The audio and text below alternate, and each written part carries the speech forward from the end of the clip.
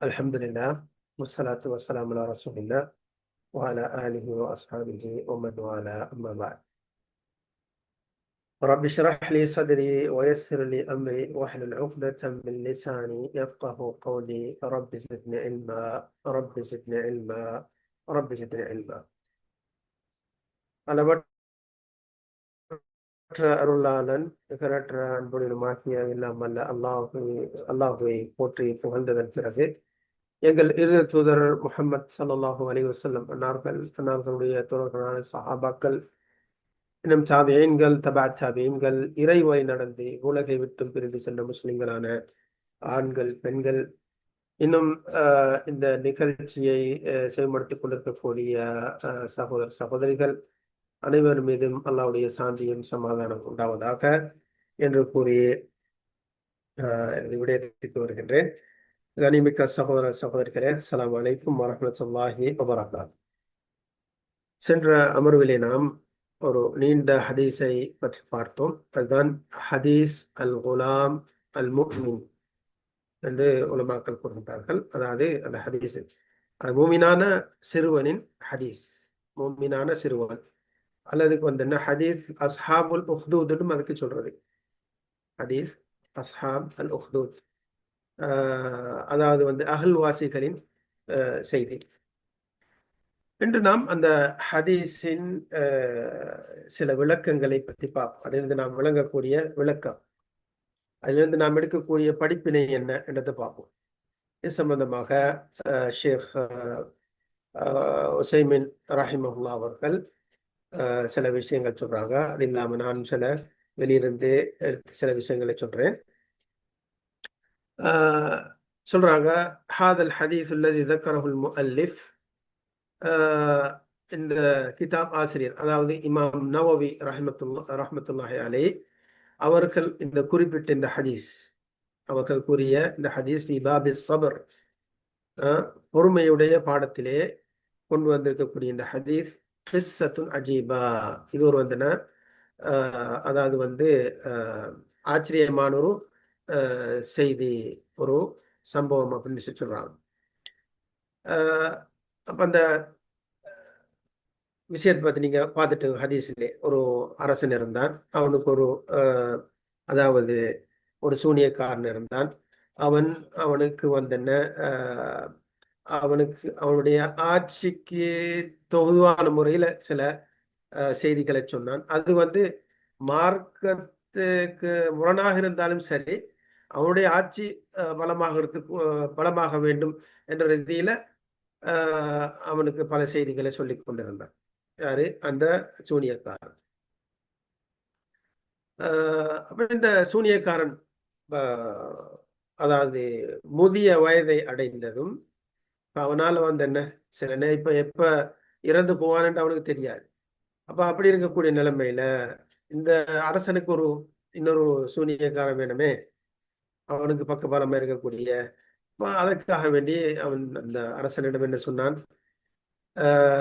இன்னைக்கு கபர்த்து, நான் முதிய வயதை அடைந்து விட்டேன், பபாசிலே குலாமன், என்னிடத்துல ஒரு ஒரு சிறுவனை அனுப்பும், அவனுக்கு நான் இந்த கலையை, சிஹர் என்ற சூனிய கலையை கற்றுக் கொடுக்கின்றேன் என்று வேண்டினான்.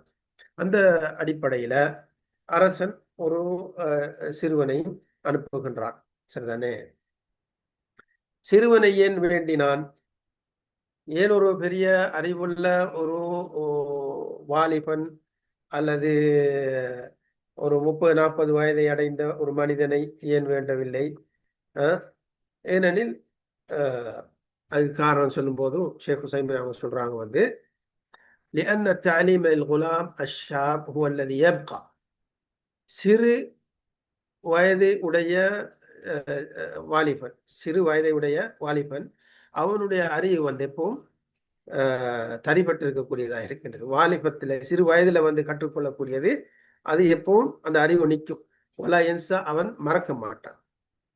சிறிய பருவத்துல கற்றுக்கொள்ளக்கூடிய அறிவு அந்த பிள்ளை வந்து என்ன, அவனோடு அந்த அறிவு இருக்கும் நீண்ட காலம், அதை இலகுவாக மறக்க மாட்டான். ولهذا كان التعلم في الصغر خيرا بكثير من التعلم في الكبر وفي كل خير. ஆகையால் தான் சிறு வயதிலே கற்றுக்கொள்வது பெரிய வயதில் கற்றுக்கொள்வதை விட சிறந்ததாக இருக்கின்றது. எதிலும் இரண்டிலும் நன்மை இருக்கின்றது. ஆனால் சிறிய வயதிலே கற்றுக்கொள்ளக்கூடிய அறிவு மிகவும் சிறந்தது. لكن التعلم في الصغر فيه فائدتان عظيمتان بل أكثر. இந்த சிறிய வயதில் கற்றுக்கொள்ளக்கூடிய அறிவு இருக்கின்றது, அதுல 2 நன்மைகள் இருக்கின்றன, பெரிய 2 நன்மைகள் இருக்கின்றன. பல் அக்சர், மாறாக அதை விட அதிகம், 2ஐ விட அதிகம் சொல்றான். முதலாவது விடயமாகிறது அன்ன ஷாப ஃபில் காலிப் அஸ்ரஉ ஹிஃபதன் மினல் கபீர். அதாவது வாலிபன், சிறிய வயது பருவ வயதை உடைய வாலிபனாக இருக்கின்றானே, அவன் உடைய அந்த மனன சக்தி பெரியவரை விட, பெரிய மனிதனுடைய மன சக்தியை விட அதிகமாக இருக்கின்றது. இது என்ன, பொதுவாக என்ன, அவன் அதாவது அஸ்ரா ஹிஃபதன் மினல் கபீர், பெரியவனை விட மிக வேகமாக அவசரமாக மனனம் செய்து கொள்வான். யாரு? சிறிய பருவத்தை உடையவன். لأن الشاب فارغ البال ليست عنده مشاكل توجب انشغاله. இப்ப சிறிய பிள்ளை எடுத்துக்கொண்டால் அல்லது சிறிய வாலிபனை எடுத்துக்கொண்டால் அவனுக்கு வேலை ஒன்றும் கிடையாது, சரிதானே? ஆகையால என்ன, அவனுடைய மூளைக்கு அதிகம் வேலை கிடையாது. பெரியவங்க அப்படி இல்லை, அவனுக்கு பல சிந்தனைகள் இருக்கும். ஆனா சிறிய பிள்ளை எடுத்துக்கொண்டால், வாலிபனை எடுத்துக்கொண்டால் அவனுக்கு அந்த அளவுக்கு ஈடுபாடுகள் இருக்காது. ஆகையால் அவன் விரைவில் அறிவை மனனம் செய்து கொள்வான். இரண்டாவது விடயம், அன்னமா யஹ்ஃபதுஹு ஷாபு யப்கா வமா யஹ்ஃபதுஹுல் கபீர் யன்ஸா.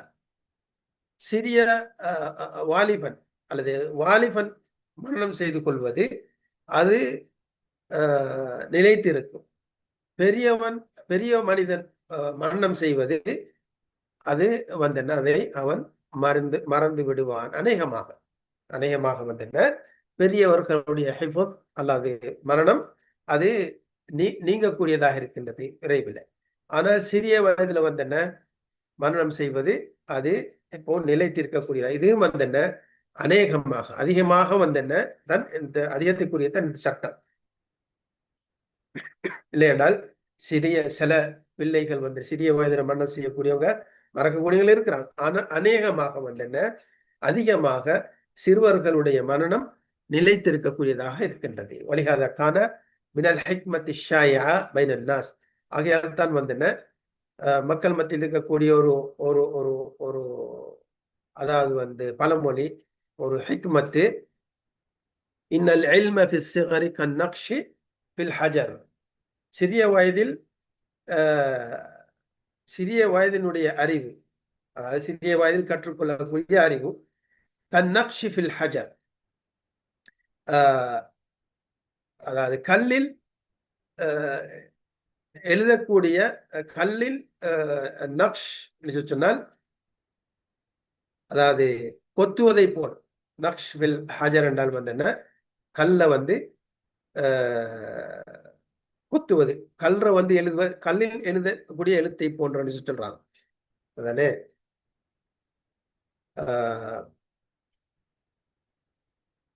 அப்ப அந்த அளவுக்கு என்ன, சிறுவனுடைய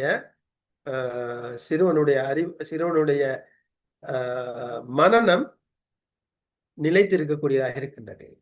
சிறிய வயதுல அவங்களுக்கு கொடுக்கக்கூடிய அறிவு அது நிலைத்திருக்கக்கூடியதாக இருக்கின்றது.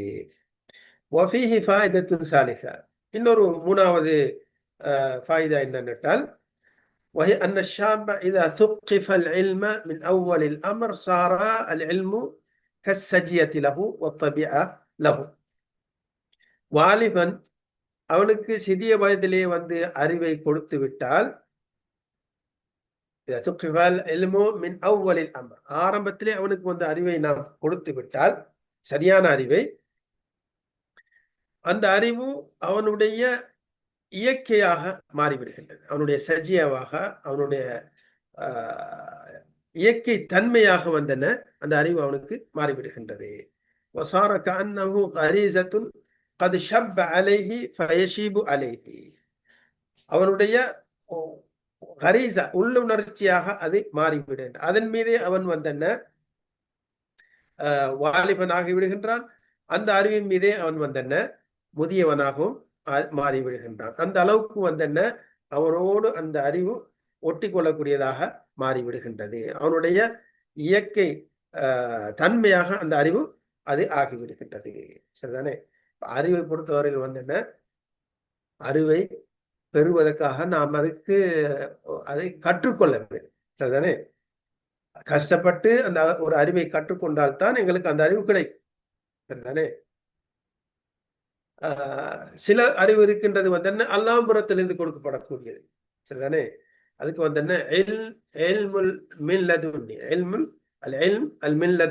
சொல்லுவாங்க.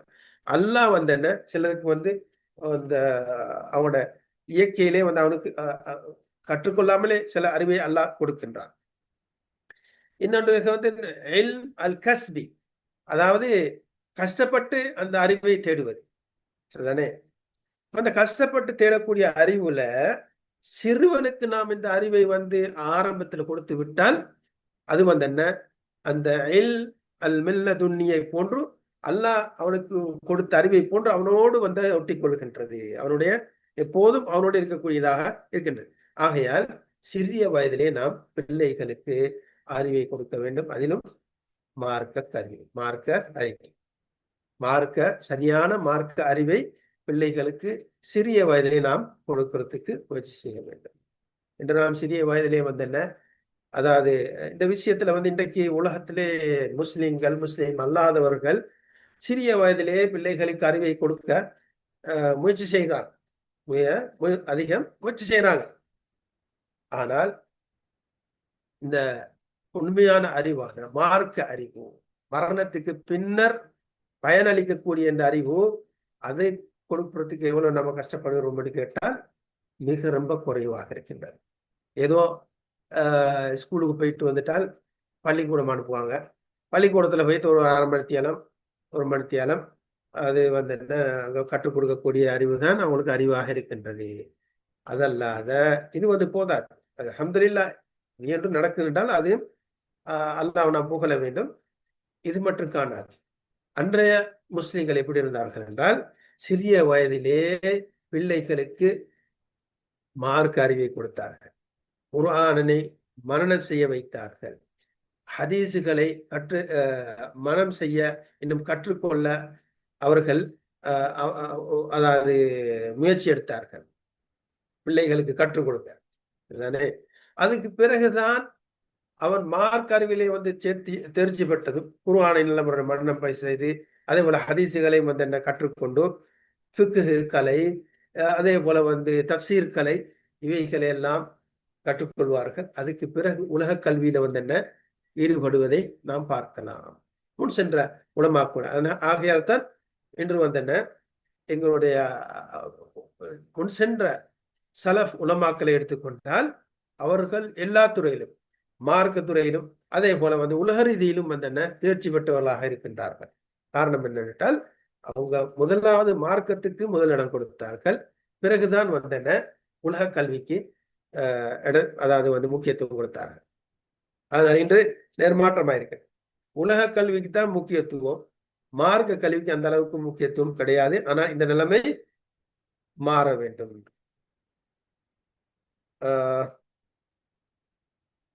அடுத்ததாக இஸ்லாத்துல வந்து அந்த அந்த சம்பவத்துல இந்த ஹதீஸ் நாம் கற்றுக்கொண்ட இந்த ஹதீஸ்ல அந்த சிறுவன் போகக்கூடிய வழியிலே ஒரு துறவி இருந்தார். துறவி என்றால் அல்லாஹுவை வணங்கக்கூடிய, உண்மையாகவே அல்லாஹுவை வணங்கிக் கொண்டிருக்கக்கூடிய ஒரு துறவி இருந்தார். சரிதானே? அப்ப இந்த துறவி, அதுக்கு இவருக்கு ராஹிப் சொல்லுவாங்க அரபில. ராஹிப், ரஹ்பனா என்றால் துறவித்துவம். இது உடைய சட்டம் என்ன? துறவித்துவம் என்று கூடமா? அதாவது வந்து இன்றைக்கு நாம் அதாவது இந்த தன்னுடைய பிள்ளை குட்டிகள், சொத்து சுகம், உலக வாழ்க்கை, இதை அனைத்தை விட்டு விட்டு ஒரு மலை அடிவாரத்திலேயோ அல்லது குகையிலேயோ போய் வந்தென்ன, யாருமே அங்க காணப்பட காண வர போகாத இடத்திலிருந்து அல்லாஹை வணங்குவது தானே துறவித்துவம் என்று நாம் வந்தன சில இந்து மதத்தில் இருக்கின்றது. அதே போல வந்து பௌத்த மதத்தில் இருக்கின்றது. கிறிஸ்தவர்கள் அவங்களையும் சிலங்க இருக்கிறாங்க. இந்த துறவித்துவம் இது வந்து இஸ்லாத்துல கூடுமா கூடாதான்னு கேட்டால் இஸ்லாத்துல கூடாது. இஸ்லாத்துல கூடாது. அப்ப இந்த மனிதன் அவர் துறவியா இருந்தாரே, அவர் ஒரு கிறிஸ்த மதத்தை சேர்ந்தவராக இருந்தார் அந்த துறவி. சரிதானே? அப்ப இந்த கிறிஸ்தவ மதத்துல வந்து துறவித்துவத்தை எடுத்துக்கொண்டார்கள் ஒரு காலத்துல. ஆனா அல்லாஹ் அவங்களுக்கு சொல்லல. அல்லாஹ் சுப்ஹானஹு வ தஆலா அவங்களுக்கு துறவிகளாக இருந்து நீங்கள் என்னை வணங்குங்கள் என்று அல்லாஹ் அவங்களிடம் வேண்டவில்லை. அவங்களாகவே அதை உருவாக்கி கொண்டார்கள். சரிதானே? அப்ப அல்லாஹ் சுப்ஹானஹு வ தஆலா அதை பத்தி சொல்லும்போது சொல்றாங்க, வரஹபானியத்தின் இப்ததஊஹா, அவங்களாக உருவாக்கி கொண்ட இந்த ரஹ்பானியத் துறவித்துவம், அதுல வந்து என்ன அவங்க சரியா நிலைப்பட்டு இருக்கவும் இல்லை. அவங்க என்ன சொன்னாங்க, நாங்க ஒதுங்கி இருந்து அல்லாஹ்வை வணங்குவோம் சொல்லி போட்டு சென்றாங்க. ஆனால் அவங்கள அதுல வந்து என்ன வெற்றி பெறல. அல்லாஹ் அல்லாஹ் சொல்லாமலே அதை செஞ்சாங்க. சரிதானே? இப்படி மனிதன் ஒதுங்கியிருந்து அல்லாஹ்வை வணங்குவது வந்து சிறந்ததல்ல. மனிதர்கள் மத்தியில் இருந்து கொண்டே இந்த உலக வாழ்க்கையை நடாத்தி கொண்டே அல்லாஹ்வை நாம் என்ன செய்யணும், நினைவு கூற வேண்டும். அல்லாஹ்வுடைய மார்க் அடிப்படையில நடக்கணும். இதுதான் சரியான சட்டம். சரிதானே? இது சம்பந்தமாக சஹாபாக்கள் சில வந்து கேட்கிறாங்க. சஅலு அனி தபத்துல். தபத்துல் என்று சொன்னால் இப்படித்தான், இந்த உலக ஆசா பாசங்களை விட்டு ஒதுங்கி இருந்து அல்லாஹ்வை வணங்குவதற்கு அனுமதி கேட்டாங்க சில சஹாபாக்கள். ரசூல்லா அதை மறுத்து விட்டார்கள். ரசூல்லா மறுத்து விட்டார்கள். அதல்லாத வேறு ஹதீஸ்கள் வந்து இருக்கின்றது. அதாவது 3 சஹாபாக்கள் ரசூல்லா பத்தி விசாரிக்க போறாங்க, இரவு கால வணக்கத்தை பத்தி. சரிதானே? இதையும் வந்து கிட்டத்தட்ட அதுக்கு அதோட சம்பந்தப்பட்டதாக இருக்கின்றது. ரசூல்லா பகல் காலத்துல நாங்க பார்க்கணும், ரசூல்லா வந்து எங்களுக்கு மத்தியில் இருக்கிறாங்க, தொழுகிறாங்க, வேற நன்மைகள் செய்யறாங்க, நோன்பு முடிக்கிறாங்க. அப்ப எல்லாம் தெரியும். ஆனா இரவு காலத்துல எப்படி இருந்தாங்கன்றதை பத்தி எங்களுக்கு தெரியாது. அது சம்பந்தமாக ஆயிஷா நாயிட்ட பத்தி கேட்டதும் ஆயிஷா நாய் என்ன சொன்னாங்க, நீங்க அவரை தூங்கக்கூடியவராக பார்க்கணும் என்றால் தூங்கக்கூடியவராக பார்க்கலாம். அவர் தூக்கத்திலிருந்து எழுந்து அல்லாஹ்வை வணங்கக்கூடியவராக பார்க்க வேண்டும் என்றால் அப்படியும் பார்க்கலாம். அப்படின்னா என்ன அர்த்தம்? ரசூல்லா தூங்கக்கூடியவராகவும் இருந்தாங்க, அல்லாஹ்வை இரவு காலத்துல வணங்கக்கூடியவர்களாகவும் இருந்தார்கள். அப்ப இவங்க வந்து என்ன சொல்றாங்க, ரசூல்லா வந்து என்ன தூங்குறாங்க, வணக்கமும் செய்யறாங்க. அது அவங்களுக்கு பிரச்சனை இல்லை. ஏனென்றால் அல்லாஹ் சொல்லிட்டான் அவங்கள பத்தி, அவங்களுடைய முன்பின் பாவங்கள் எல்லாம் மன்னித்து விட்டதாக குர்ஆன்ல சொல்லிவிட்டார். அப்ப அவங்க அமல் செஞ்சா தான் என்ன, செய்யாவிட்டால் தான் என்ன? சரிதானே? இரவு காலத்துல அவங்க அமல் செஞ்சா தான் என்ன, செய்யாவிட்டால் தான் என்ன? அவங்களுக்கு எந்த ஒரு பாதிப்பும் கிடையாது. ஏன்னா அல்லாஹ் அவங்களுடைய முன்பின் பாவங்களை மன்னிச்சிட்டார். சரியா? قد غفر الله لك ما تقدم من ذنبك وما تأخر என்று அல்லாஹ் சொல்லிட்டார். உங்களுடைய முன்பின் பாவங்களை நான் மன்னித்து விட்டோம், அல்லாஹ் மன்னித்து விட்டான் என்று சொல்லி அல்லாஹ் சொல்லிட்டார். அந்த கேரண்டி எங்களுக்கு கிடையாது. அந்த கேரண்டி எங்களுக்கு கிடையாது. ஆகையால் நாம் வந்து என்ன, அதிகமாக அமல் செய்ய வேண்டும், அதிகமாக அமல் செய்ய வேண்டும் என்று சொல்லி போட்டு 3 நபர் ஒவ்வொருத்தரும் முடிவு எடுக்கிறாங்க. நான் வந்து என்ன, இரவு காலத்தில் தூங்கவே மாட்டேன் என்று ஒருத்தர் சொல்றாரு. அடுத்தவர் சொல்றாரு வந்து என்ன, நான் அதாவது வந்து பகல் காலத்துல வந்து என்ன, எப்பவும் நோன்பு நோட்பேன், நோன்பு திறக்கவே மாட்டேன் அப்படின்னு சொல்லி, அதாவது முழு வருடம் நான் வந்து என்ன நோன்பு நோட்பேன் என்றான்.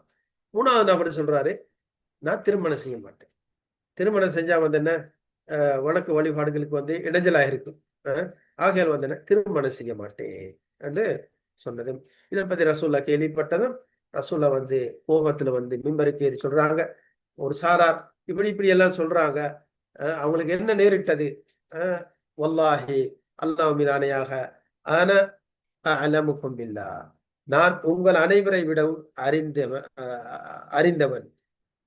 வாஜ்கா கும்பில்லா, உங்கள் அனைவரை விடவும் நான் அல்லாஹுவை அஞ்சக்கூடியவன், அதிகம் செயல்படக்கூடியவன். யார் என்னுடைய இந்த மார்க்கத்தை வமன் மன் ரகிப் அன் சுன்னத், யார் என்னுடைய சுன்னத்தை புறக்கணிக்கின்றானோ அவன் என்னை சார்ந்தவன் அல்ல. மன் ரகிப் அன் சுன்னத்தி ஃபலைஸ மின்னி, எவன் என்னுடைய சுன்னத்தை புறக்கணிக்கின்றானோ அவன் என்னை சார்ந்தவன் அல்ல என்று ரசூலுல்லாஹி ஸல்லல்லாஹு அலைஹி வஸல்லம் சொன்னாங்க. அப்படின்னால் இப்ப நாம் இந்த மக்கள் மத்தியிலே இருந்து கொண்டுதான் நம்முடைய குடும்பத்தாரு, உற்றார் உறவினர்கள், அதே போல ஊர் மக்கள், இவர்கள் அனைத்துடன் நாடு, இவைகளோடு நாம செல்ல வேண்டும். இவைகளுக்கு மத்தியில் இருந்து கொண்டே நாம் அல்லாஹுவை வணங்க வேண்டும். இதுதான் சரியான பாதை.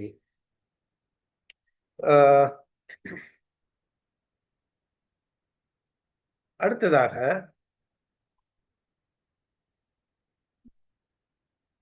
அந்த சம்பவத்தில் நான் பார்த்தோம் அந்த சிறுவன் ஒரு சோதனை செய்கின்றான்.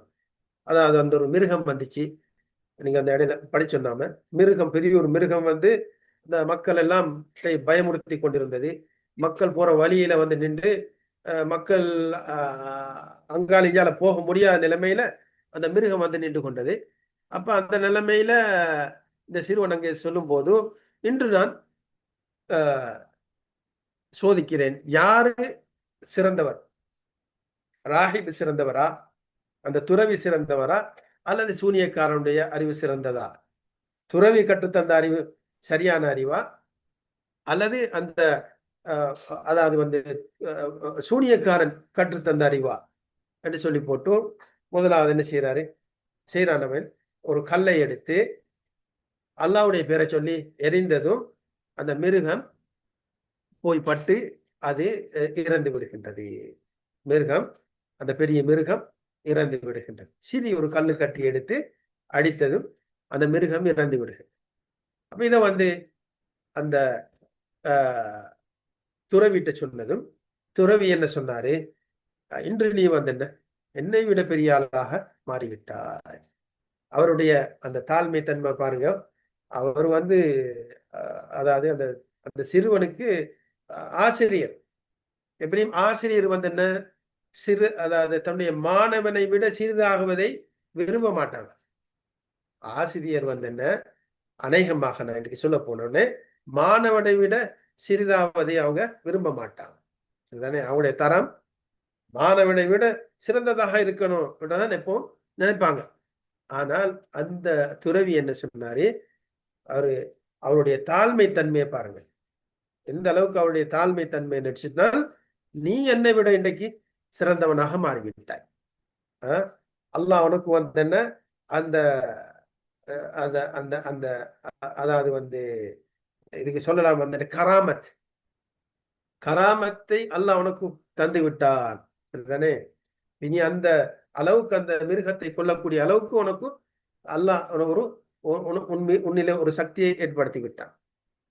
இதுதானே. இது என்ன, நல்லவர்களுடைய பண்பு இப்படித்தான் இருக்கு. நல்லவர்கள், அல்லாஹ்வை அஞ்சக்கூடியவங்க தான் பெரிய ஆள் என்றே போல் நினைக்க மாட்டாங்க. சரியா? உஸ்தாத் தான், ஆசிரியர் ஆசிரியர் தான், மாணவன் மாணவன் தான். மாணவன் சில நேரம் ஆசிரியரை விட சிறந்தவனாக இருக்கலாம். ஆனால் உஸ்தாது என்ற அந்த அறிவு, அதாவது ஆசிரியர் அவருடைய கொஞ்சம் நிலைமை தாழ்ந்து விட்டால் அவருடைய அந்த அந்தஸ்து போகுமான்னு கேட்டால் போகாது. அது எப்பவும் என்ன ஆசிரியர் தான், ஆசிரியர் எப்பவும் ஆசிரியர் தான். அப்ப இதனால என்ன சில நேரம் மாணவர் உயர்ந்து விட்டால் அதை நாம தரக்குறைவாக நினைக்க கூடாது. சரிதானே.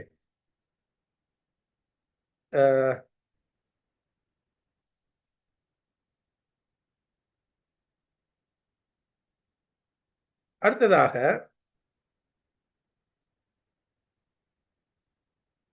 இன்னொரு விஷயம், அந்த சிறுவன் என்ன சொன்னான், அதுக்கு பிறகு வரக்கூடிய மக்கள் குருடர்களுடைய பார்வையை மீட்டினான். அதே போல குஷ்ட நோய் உள்ளவங்களுக்கு குணமளித்தான். இதல்லாத வேற நோய்களுக்கும் குணமளித்தான். சரியான.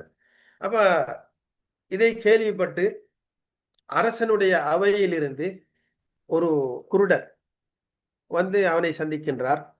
இதை நாம் பார்த்தோம். அவரு அதிகமான அதாவது பிரசட்களை எடுத்துக்கொண்டு வருகின்றார். இதெல்லாம் என்னுடைய பார்வையை நீ மீட்டி தந்தால் இது அனைத்தும் உனக்கு என்று சொல்லி சொன்னார். அப்ப அந்த சிறுவன் என்ன சொன்னான், இந்த அதாவது பார்வையை திரும்ப தருவது இது என்னுடைய சக்தி அல்ல, அல்லாஹ்வால் தான் இது முடியும்.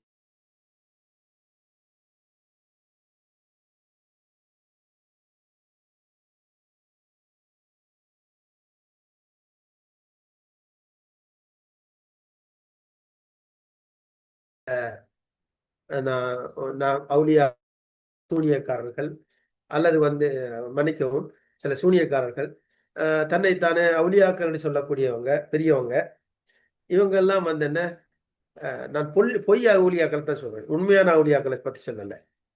நான் அவுலியான்னு நான் ஒரு வலி என்று சொல்லி யாரும் முதலாவது ஒரு உண்மையான ஒரு முஸ்லீம் சொல்ல மாட்டான். உண்மையான ஒரு முஸ்லீம் நான் ஒரு வலி என்று சொல்ல மாட்டான். என்ற அளவு தன்னை மறைக்கத்தான் பார்க்கும்.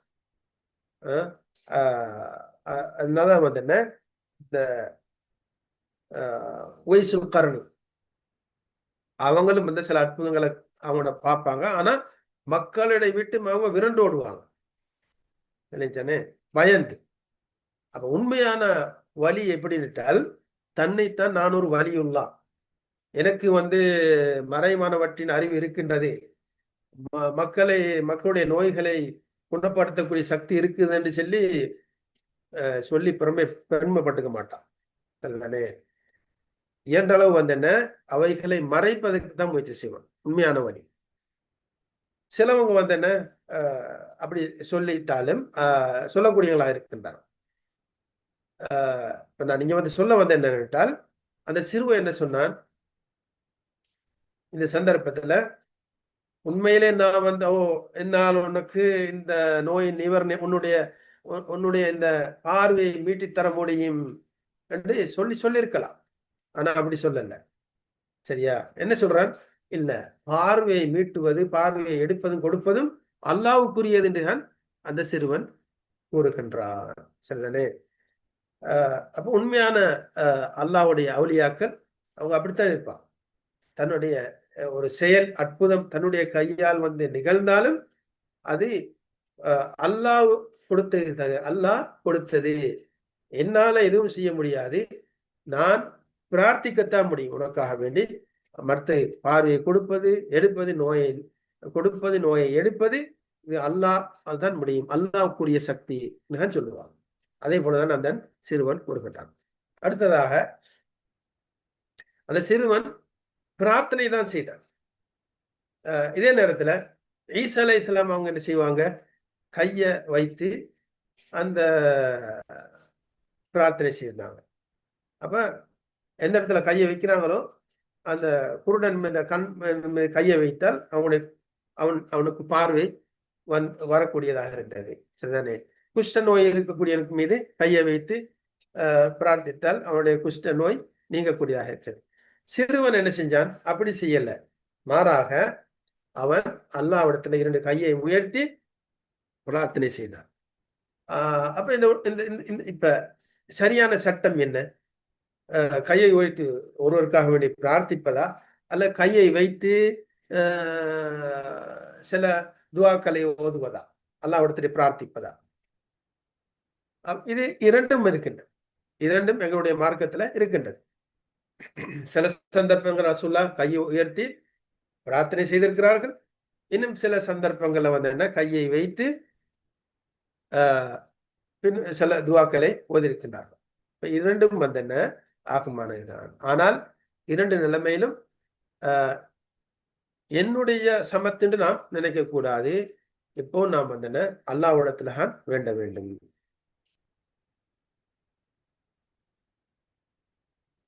அடுத்ததாக அந்த அதாவது அரசன் மூவரையும் வந்தென்ன கொண்டு விட்டான். சரிதானே? அதே போல அதுக்கு பிறகு அந்த அத சிறுவனை கொண்டு விசுவாசம் கொண்ட மக்களையும் அந்த அரசன் கொண்டு குமித்தான்.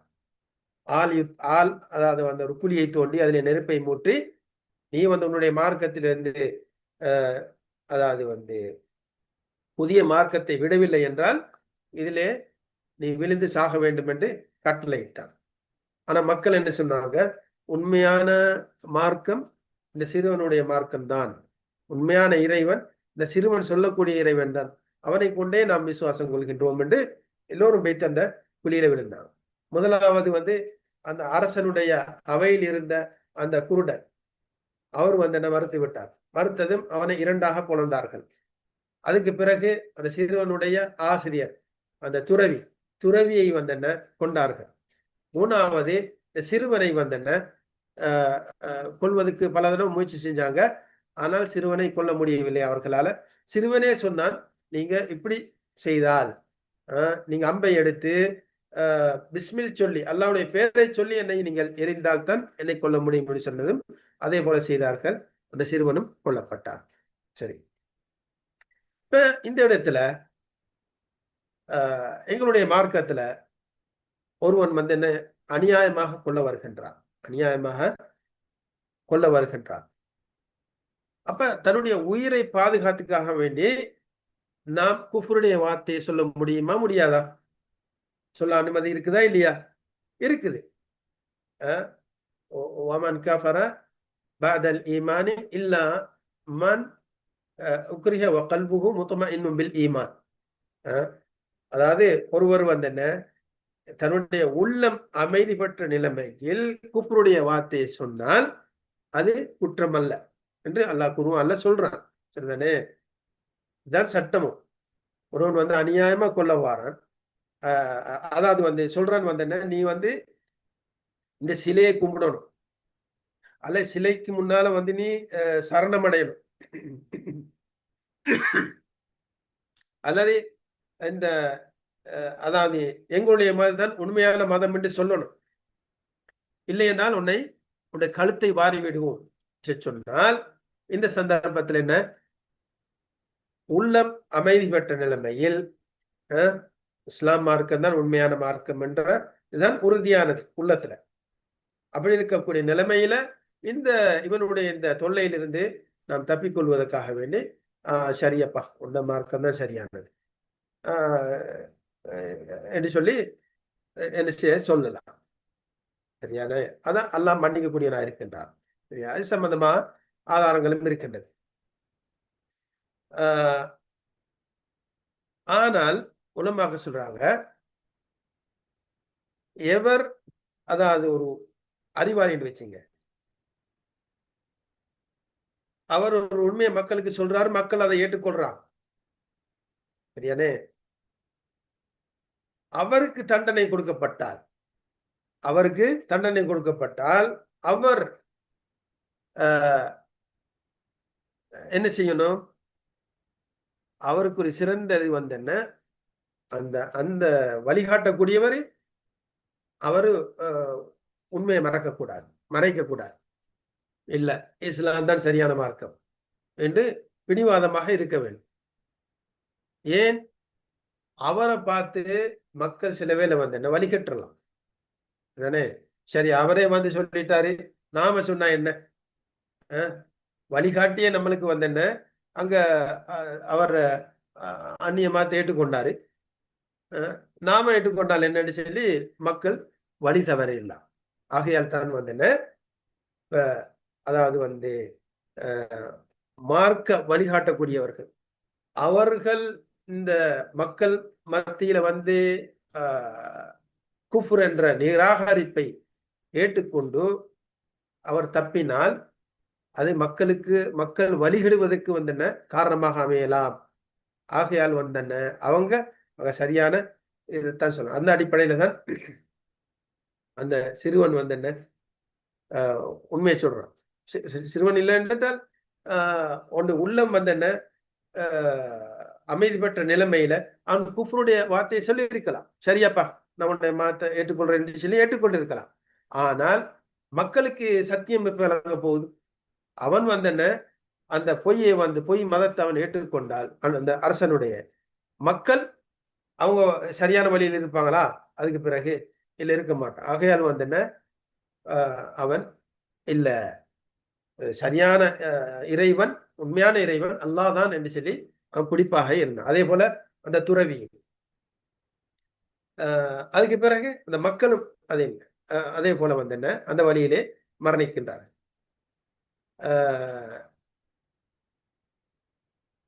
ஆனால் சிறந்தது வந்து என்ன, பொதுமக்களை எடுத்துக்கொண்டு பொதுமக்கள் வந்து என்ன அவங்க இல்ல சத்தியத்திலே இருந்து அவங்க மறைப்பது அது வந்து சிறந்தது என்று உள்ள மக்கள் சொல்றாங்க.